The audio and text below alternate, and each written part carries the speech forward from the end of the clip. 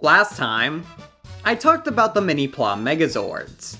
These figures are only 6 inches, but have a colossal amount of articulation. I even concluded that they were better than the deluxe toys in many ways. Since 2016, Bandai has redone many older Megazords with their Super Mini-pla line. With Gal King coming this July, I figured it's the right time to talk about some of the mecha I want to see. I'm JulioCoolio, and here are my picks for Power Rangers and Super Sentai Mini-pla sets.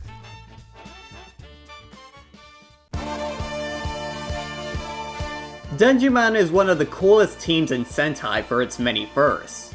It was the first team to begin the science fiction trend of 80 shows, the first to use morphers, and the first team with a transforming mecha. Funny enough, the original Daidenjin toy was the same size as the current Mini-pla. But since that came out nearly 40 years ago, prepare to sell a kidney if you try to get one. For all of these reasons, I'd love to see sets of Daidenjin and Denji Tiger. This release would allow Bandai to bring together old and new fans. And since Sun Vulcan got a few kits recently, Denjiman sets would make great companion pieces. We can even recreate the cancelled team-up in some way.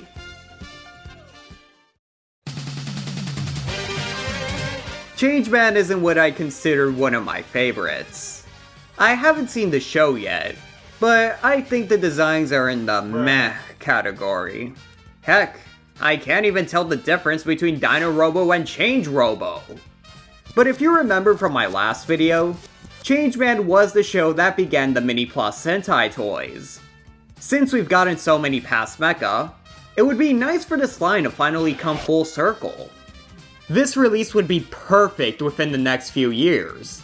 Super Mini-pla will celebrate its 5th anniversary this year, and Changeman will celebrate its 40th in 2025. 1985. It's no secret Mighty Morphin nostalgia has been everywhere for the past decade. Clothes, comics, action figures, shot glasses, lingerie. Don't let your kids watch it! Mini-pla is obviously no exception, as we currently have every Zord from seasons 1 and 3. Oddly though, Bandai never released the Thunder Zords despite recreating the deluxe toys twice. The Thunder Zords are a staple of MMPR. They represent a turning point as the show began to move away from just Zyuranger footage. The mythical animal theme also provided a sense of mystery yet power. As someone who bought the Legacy Thunder Zords, I was super disappointed we never got Tor. He would have been massive in price and size, but I love that he's just a giant turtle who happens to be a tank. That was a tank! A tank! Given the Mini-pla's small size, Bandai can have an easier time recreating him. But I think the most exciting part is what comes afterwards. Recently, Mini-pla Zords have been accompanied by Soto figures of their Rangers. Given how insanely expensive the original ones are, this would be a great opportunity to finally get Dai Ranger suits.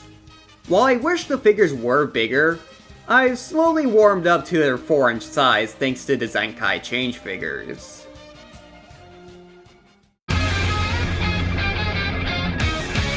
I bet half of you already saw this coming.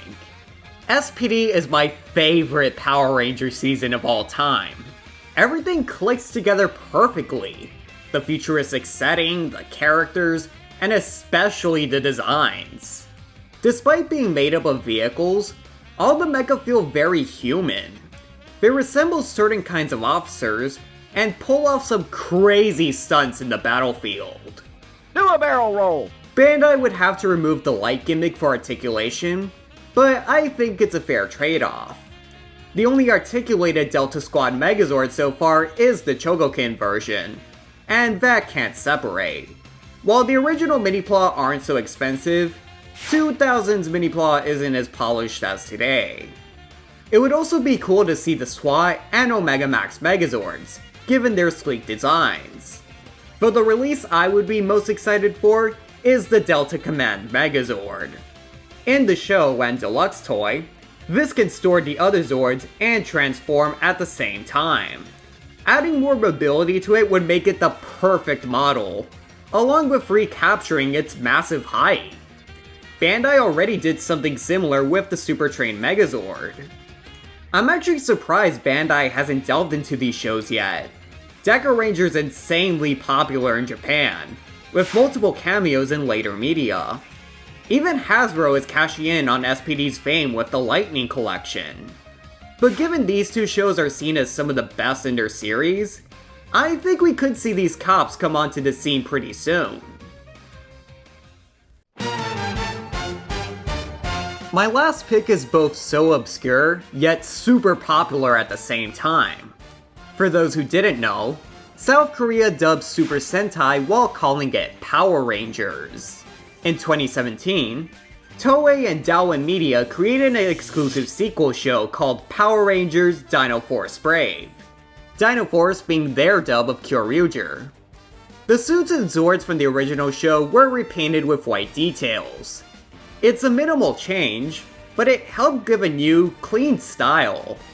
However, the only toys this show got were the weapons and the Zords. Not only were they extremely rare, but the deluxe Kyoryuger toys are infamous for having brittle joints. A Mini-pla release could fix all of these problems. The DFB toys would be open to a larger audience, and they wouldn't have to worry about the joints. Since they're repaints, Bandai could easily recycle the molds for regular Kyoryuger releases. Like Deca Ranger and S.P.D, Kyoryuger and Dino Charge are popular on both ends of the world. And given Power Rangers is an option on the Super Mini-pla website, Bandai could also release Mini-pla versions of the America exclusive Zords, like the Ammonite or the Deinonychus. Hell, even the Oviraptor, which shoots arrows from its ass. Wiggle, wiggle, wiggle. So there you have it, guys. The Mini-pla releases I want to see in the future. What are your picks? Let me know in the comments below. If you enjoyed this video, make sure to like, subscribe, share, and click the bell to stay updated on the latest videos. If you want more things Coolio, make sure to follow me on social media. Well, I'm Julio, stay Coolio, and thanks for watching everyone!